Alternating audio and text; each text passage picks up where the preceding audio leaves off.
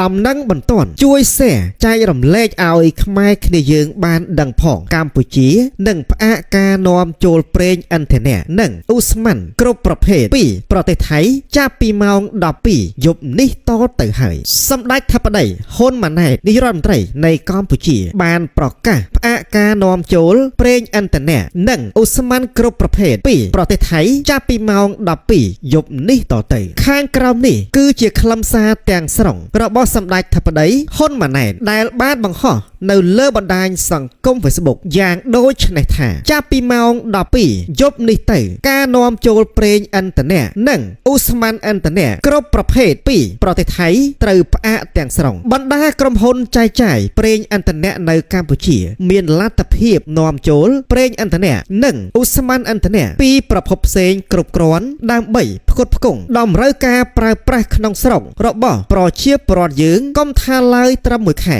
ទោះជារៀងរហូតក៏មិនជាបញ្ហាសូមរំលឹកជូនដែរថាបន្ទាប់ពីមានការគំរាមសារជាថ្មីពីសំណាក់គណៈបកប្រឆាំងរបស់ថៃមួយដែលបានស្នើទៅកាន់រដ្ឋាភិបាលថៃឲ្យបញ្ឈប់ការលក់ប្រេងមកកាន់កម្ពុជាដែលនឹងធ្វើឲ្យកម្ពុជាចុះចាញ់នោះសម្ដេចតេជោហ៊ុនសែនក៏បានចេញសារឆ្លើយតបវិញថាកម្ពុជានឹងមិនស្លាប់ដោយសារមិននាំប្រេងពីថៃមកនោះទេប៉ុន្តែអ្នកដែលស្លាប់គឺក្រុមហ៊ុន PTT របស់ថៃទៅវិញទេតើអ្នកចង់ឲ្យក្រុមហ៊ុនថៃ PTT ស្លាប់មែនទេបើចង់សូមឲ្យអ្នកធ្វើតាមបំណងចុះសម្ដេចតេជោហ៊ុនសែនបានគូបញ្ជាក់ថាសម្រាប់កម្ពុជាបានត្រៀមខ្លួនរួចរាល់ដើម្បីដោះស្រាយស្ថានភាពដែលពួកអ្នកគម្រាមរួចហើយអ៊ីនធឺណិតអគ្គិសនីពលករនិងពេលនេះលបែងប្រេងធ្វើជាអាវុធប្រឆាំងយើងទៀតបញ្ហាពលករពេលមុនពួកអ្នកមើលងាយនិងរើសអើងពលករខ្មែរ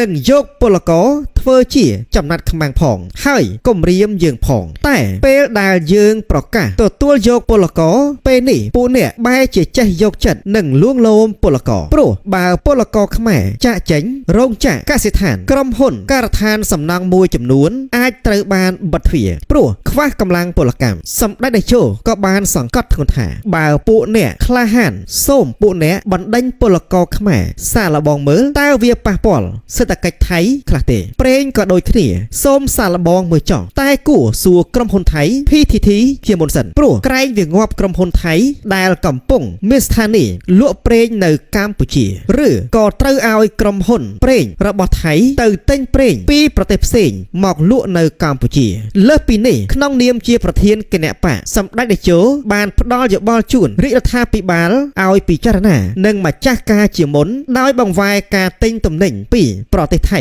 ដើម្បីកុំឲ្យគេមានហេតុផលគំរាមយើងតទៅទៀតនិងចំពោះមុខប្រសិនច្រកទ្វារព្រំដែនមិនទាន់កែសម្រួលឲ្យដូចដើមវិញកម្ពុជាគួរផ្អាកការនាំចូលគ្រឿងកំប៉ុងគ្រប់ប្រភេទតាំងពីគ្រឿងស្រវឹងភេសជ្ជៈបើកម្លាំងគ្រប់ប្រភេទរហូតដល់ត្រីខកំប៉ុង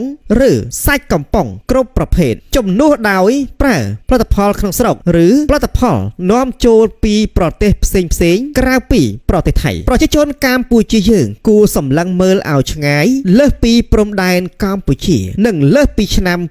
2030សូមជម្រាបបន្ថែមថាតាមរយៈបណ្ដាញសង្គមមួយដែលមានឈ្មោះថា Vanet Diego បានធ្វើការបង្ហាញព័ត៌មានពីខាងភាគីថៃថាលោកគ្រីកាស៊ីវ៉ាត់កាស៊ីមស្រីលេខាធិការនៃអនុគណៈកម្មការនៃក្រសួងរ៉ែនិងធម្មពលនិងជាប្រធានមជ្ឈមណ្ឌលស្រាវជ្រាវរបស់ក្រុមហ៊ុនប្រេងឥន្ធនៈ PTT បានលើកឡើងក្នុងកម្មវិធីប៉ុស្តិ៍ទូរទស្សន៍ PPTV HD កាលពីរសៀលថ្ងៃសុក្រទី 20 ខែមិថុនាកន្លងទៅថាយើងត្រូវបិទការនាំចេញប្រេងឲ្យកម្ពុជារយៈពេល1ខែនោះសេដ្ឋកិច្ចរបស់កម្ពុជានឹងដួលរលំដោយខ្លួនឯង